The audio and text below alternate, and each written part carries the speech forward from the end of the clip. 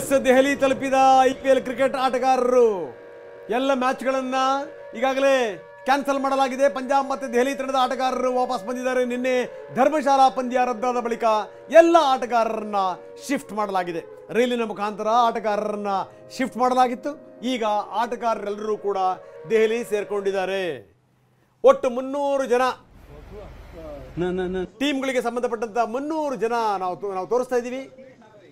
ಆಟಗಾರರಿಗೆ ಸಂಬಂಧಪಟ್ಟಿರುವಂತವರು ಐಪಿಎಲ್ಗೆ ಸಂಬಂಧಪಟ್ಟಿರುವಂತಹ 300 ಜನರನ್ನ ಸುರಕ್ಷಿತವಾಗಿ ದೆಹಲಿಗೆ ಕರ್ಕೊಂಡು ಬರಲಾಗಿದೆ. ನಿನ್ನೆ ಧರ್ಮಶಾಲಾದಲ್ಲಿ ನಡೀತಿದ್ದಂಥ ಪಂದ್ಯ ಬಂದಾಯಿತು. ಬಂದಾದ ಮೇಲೆ ಜನಸಾಮಾನ್ಯರು ತೋರಿಸಿದಂಥ ಪ್ರೀತಿ ಮತ್ತು ಕಾಳಜಿ ಇದೆಯಲ್ಲ, ಅದು ಭಾರತ್ ಮಾತಾ ಕಿ ಜೈ ಘೋಷಣೆಗಳು ಮೊಳಗಿದ್ವು. ಯಾವುದೇ ಕಾರಣಕ್ಕೂ ಪಾಕಿಸ್ತಾನವನ್ನು ಬಿಡಬೇಡಿ ಅಂತ ಜನ ಆಗ್ರಹಿಸಿದರು. ಶಾಂತ ಚಿತ್ತರಾಗಿ ಅಲ್ಲಿಂದ ಹೊರಟು ಬಂದಂಥ ರೀತಿ. ಏನು ದೇಶಕ್ಕಿಂತ ಕ್ರಿಕೆಟ್ ದೊಡ್ಡದಾ? ದೇಶಕ್ಕಿಂತ ಬಾಲಿವುಡ್ ದೊಡ್ಡದಾ? ಖಂಡಿತ ಇಲ್ಲ.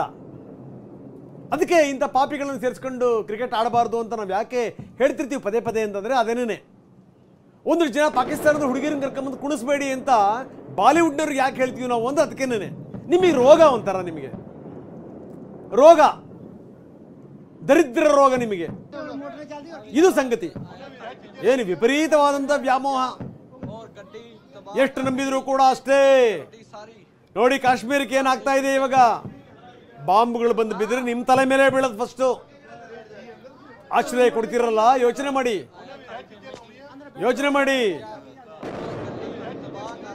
ಇನ್ನು ಬುದ್ಧಿ ಕಲೀಲಿಲ್ಲ ಅಂತಂತಂದ್ರೆ ನಿಮಗೆ ಬಹಳ ಕೆಟ್ಟ ದಿನಗಳಿವೆ, ಬಹಳ ಕೆಟ್ಟ ದಿನಗಳು.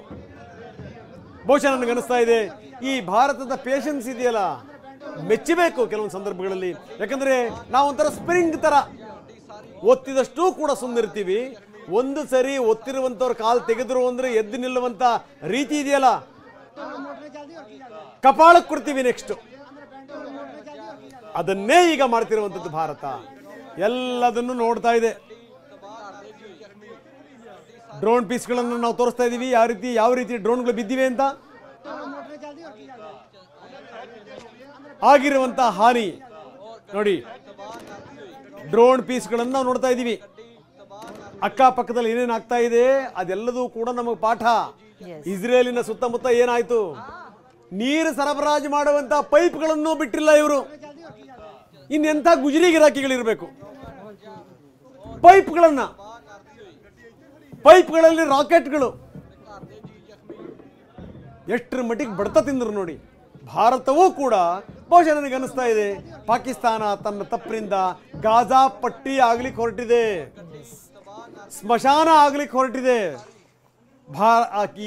ಈ ಭಾರತದ ಪ್ರಭಾವ, ಭಾರತದ ಏಟು ಎಷ್ಟರ ಮಟ್ಟಿಗೆ ಇರುತ್ತೆ ಅಂತಂದ್ರೆ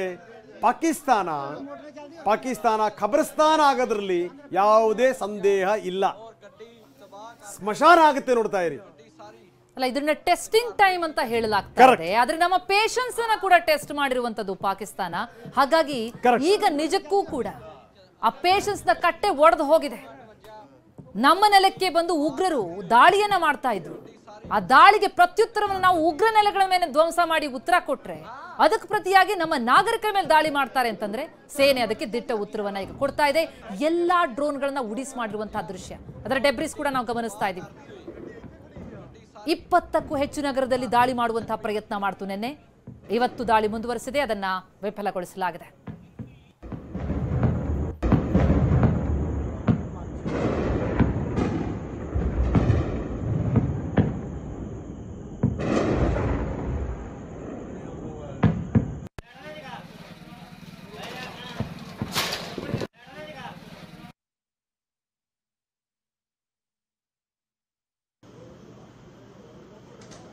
ಅಂತಂದ್ರೆ ಖಂಡಿತವಾಗಲೂ ಕ್ಷಿಪಣಿಗಳೇ ಇರ್ತವೆ.